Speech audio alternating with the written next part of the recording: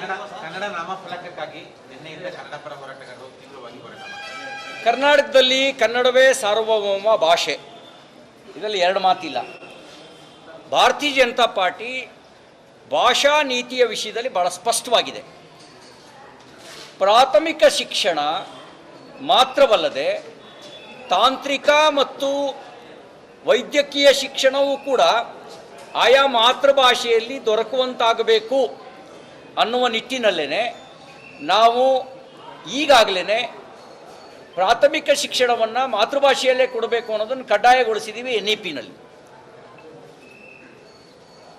ಕರ್ನಾಟಕದಲ್ಲಿ ಕನ್ನಡ ಭಾಷೆಯ ಜೊತೆಗೆ ಇನ್ಯಾವುದೇ ಭಾಷೆಯನ್ನು ಬಳಸಿದರೆ ತಪ್ಪಲ್ಲ. ಆದರೆ ಅಗ್ರಗಣ್ಯ ಸ್ಥಾನ ಅದು ಕನ್ನಡಕ್ಕೆ ಇರಬೇಕು. ಕನ್ನಡದ ಅಸ್ಮಿತೆಯನ್ನು ಉಳಿಸ್ಕೊಳ್ಳೋದಕ್ಕೆ ನಾವು ಎಲ್ಲ ರೀತಿಯ ಪ್ರಯತ್ನ ಮಾಡ್ತೇವೆ.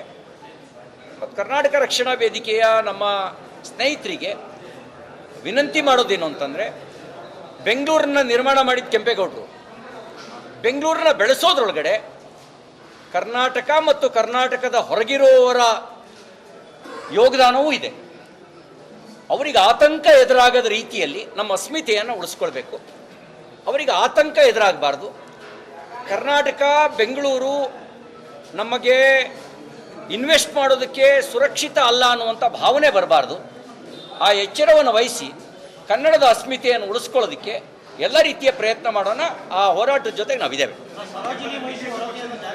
ಭಾರತೀಯ ಜನತಾ ಪಾರ್ಟಿ ಕಾನೂನು ಸುವ್ಯವಸ್ಥೆ ಕಾಪಾಡಿಕೊಂಡು ಕನ್ನಡವನ್ನು ಉಳಿಸೋದಕ್ಕೆ ನಾವು ಬದ್ಧವಾಗಿದ್ದೇವೆ.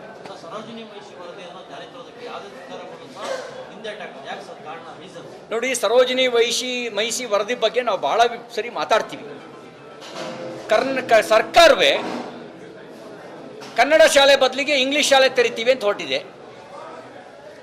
ನಿಮಗೆ ಒಂದು ಭಾಷೆ ಬೋರ್ಡಿಗೆ ಎಷ್ಟು ಇಂಪಾರ್ಟೆಂಟ್ ಕೊಡ್ತೀವೋ ಭಾಷೆ ಕಲಿಸೋದಕ್ಕೂ ಅಷ್ಟೇ ಮುಖ್ಯ ಇದೆ. ವಾಸ್ತವಿಕ ಸಂಗತಿಗಳು, ಕನ್ನಡದೇ ಮಕ್ಕಳಿರುವಂಥ ಊರುಗಳಲ್ಲಿ ಕನ್ನಡ ಶಾಲೆಗಳು ಬಂದಾಗ್ತಿದ್ದಾವೆ. ಗಂಭೀರವಾಗಿ ಚಿಂತನೆ ನಡೆಸಿದ್ದೀವ ನಾವು. ಆ ಚಿಂತನೆ ನಡೆಸಬೇಕಾದ ಅವಶ್ಯಕತೆ ಇದೆ. ಬೋರ್ಡ್ ಎಷ್ಟು ಇಂಪಾರ್ಟೆಂಟೋ ಹಾಗೆ ಕನ್ನಡದ ಶಾಲೆಗಳು ಉಳಿಸ್ಕೊಳ್ಳೋದು ಕೂಡ ಅಷ್ಟೇ ಇಂಪಾರ್ಟೆಂಟು, ಅಷ್ಟೇ ಭಾಳ ಪ್ರಾಮುಖ್ಯ.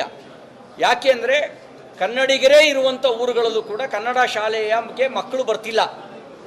ಯಾಕೆ ಅಂತ ಅಂಗೈ ಹುಣ್ಣಿನಷ್ಟು ಸ್ಪಷ್ಟವಾಗಿರೋ ಸಂಗತಿ ಯಾಕೆ ಅಂತೇಳಿ ಇದಕ್ಕೆ ನಾವು ಪರಿಹಾರ ರೂಪಿಸ್ತಾ ಇದ್ದರೆ ಮುಂದೊಂದು ದಿನಗಳಲ್ಲಿ ನಿಮ್ಮ ಪ್ರಶ್ನೆಯೂ ಇಂಗ್ಲೀಷ್ನಲ್ಲಿರುತ್ತೆ, ನಮ್ಮ ಮುಂದಿನ ಪೀಳಿಗೆ ಉತ್ತರವೂ ಇಂಗ್ಲೀಷ್ನಲ್ಲಿರುತ್ತೆ.